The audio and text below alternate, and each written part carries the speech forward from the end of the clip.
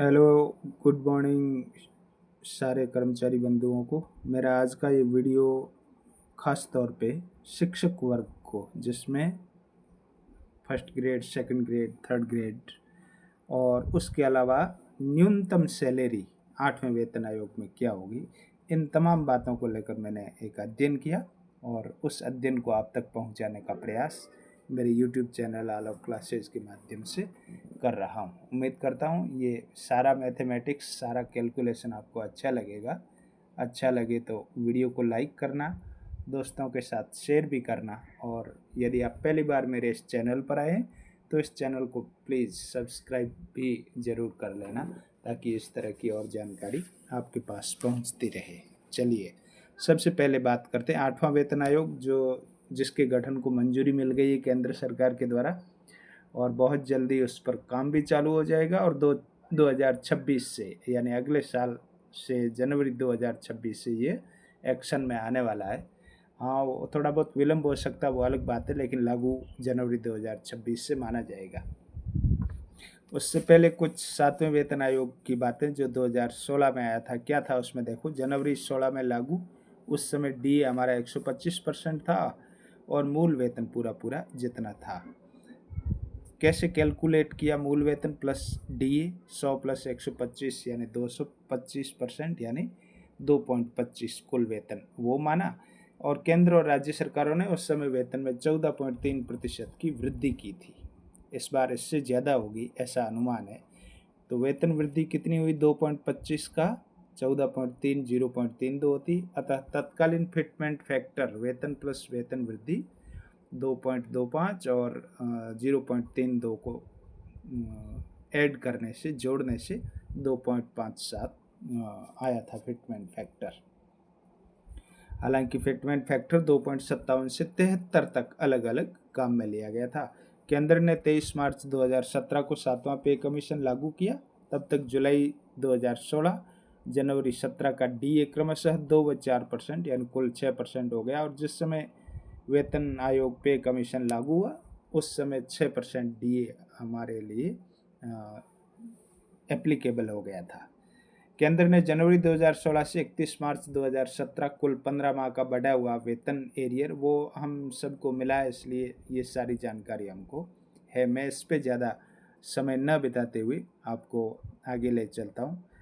अब मूल वेतन, छठे वेतन आयोग में कितना था? मूल वेतन 7,000। तृतीय श्रेणी शिक्षक का उदाहरण लेकर मैंने इसको किया और उनका बेसिक 6th पे कमीशन में 12,900 था।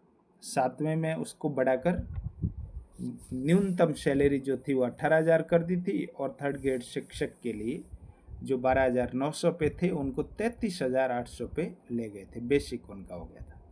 अब 8वें पे कमीशन से संबंधित कुछ बातें। जनवरी 26 से लागू होगा, तब तक अनुमानित डीए 62% हो जाएगा। अभी 55% के आसपास है, लेकिन ऐसा मेरा मानना है कि 2027 के आसपास जाके लागू होगा, क्योंकि अभी काम चल रहा है, चालू हुआ नहीं है। इसलिए तो जब तक ये पे कमीशन का काम पूरा होगा तब तक 62% डी हो जाएगा। तो उसको लेकर मैंने ये थोड़ा सा कैलकुलेट करके आपके लिए फिटमेंट फैक्टर निकाला है, वो निकल कर आया 1.85। अब पूरा मामला यहाँ से चालू होता। देखो समझिए 8वें वेतन का गणित। 7वें वेतन में न्यूनतम सैलरी 18,000, जो 8वें वेतन में हो जाएगी कितनी? अभी ऊपर आपने आंकड़ा निकाला ये 1.85 का, और ऐसा अनुमान है कि 1.90 या 1.95 तक भी रह सकता फिटमेंट फैक्टर, लेकिन एक बार मैंने 1.87 को आधार मान के किया है। तो ये आपका निकल कर आता वेतन 33,660, यानी राउंड अप करने पर 33,700 ये न्यूनतम सैलरी होगी किसी कर्मचारी की। और यदि 1.90 हुआ तो फिर थोड़ा और बढ़ जाएगा, 34,200 हो जाएगा। और थर्ड ग्रेड शिक्षक की स्टार्टिंग सैलरी अभी 33,800 है, उसको 1.87 से कैलकुलेट करेंगे तो 63,206 ये हमारा बेसिक निकल कर आएगा, 63,206। ये, और 1.9 से यदि आप कैलकुलेट करेंगे तो ये निकल कर आएगा 64,200। सेकंड ग्रेड का इसी तरह 37,800 इस समय मिल रहा है सेकंड ग्रेड के टीचर को सैलरी। स्टार्टिंग सैलरी है ये 7वें वेतन आयोग की। ये वो 8वें में कितनी हो जाएगी उसके लिए मैंने 2 आंकड़े काम में लिए। ये या तो 1.87 हो सकता है, 1.85 भी हो, और 1.95 तक भी हो सकता है आंकड़ा। मैंने ये सेंटर वाला लिया, बीच वाला। तो इनसे कैलकुलेट करने पर या तो ये आंकड़ा आएगा निकल कर, या फिर ये आएगा 71,800 बेसिक हो जाएगा। फर्स्ट ग्रेड या व्याख्याता का वेतन कितना निकल कर आएगा इस समय, कितना है स्टार्टिंग सैलरी व्याख्याता की, वो है ये 44,300 रुपये। इसको मल्टीप्लाई करेंगे 1.87 से तो 82,841 ये निकल कर आता है, और इसको राउंड अप करने पर 82,800 रुपये। अब फिटमेंट फैक्टर ऊपर नीचे हो सकता है तो 1,500 रुपये इधर उधर भी हो सकते हैं। वो खैर पे कमीशन पे डिपेंड करता है, जब लागू होगा तब सारी चीज़ें क्लियर हो जाएगी, लेकिन ये मोटा मोटा गणित मेरे द्वारा जो लगाया गया। इसके अलावा क्या क्या चीज़ें मिलेगी, तीनों आंकड़े first second third grade teacher और न्यूनतम सैलरी, तीनों आंकड़े निकल कर आए। इसके अलावा क्या मिलता है, डीए प्लस एचआरए, यानी माना जुलाई 2027 तक से ये 8वां पे कमीशन आता है, तो जनवरी व जुलाई 2026 और जनवरी व जुलाई 2027 यानी तकरीबन 4 बार हमारा डीए बढ़ चुका होगा, क्योंकि मानेंगे जुलाई 2026 से, यानी 4 डीए 2% भी माने तो भी 8% हो जाएगा, हो सकता है 10% हो जाए, और 8% ही एचआरए दे होगा।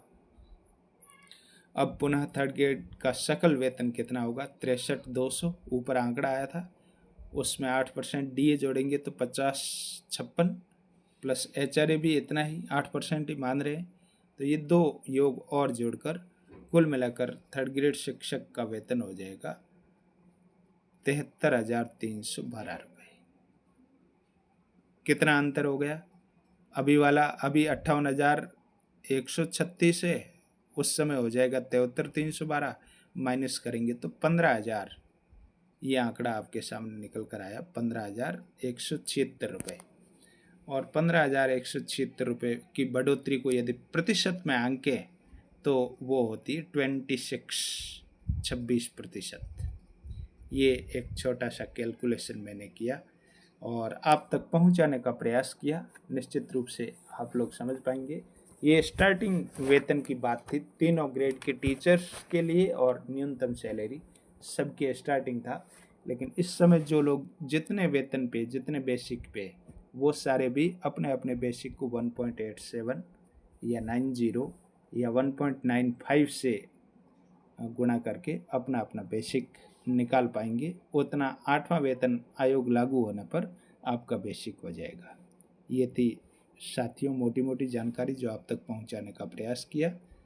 कैसा लगा मेरा वीडियो, कमेंट बॉक्स में टिप्पणी करके मुझे ज़रूर बताना। वीडियो को लाइक करना और दोस्तों के साथ शेयर भी करना, ताकि वो भी इस बात से परिचित हो सके। इस तरह के और वीडियोज़ आपके पास समय समय पर पहुंचते रहेंगे।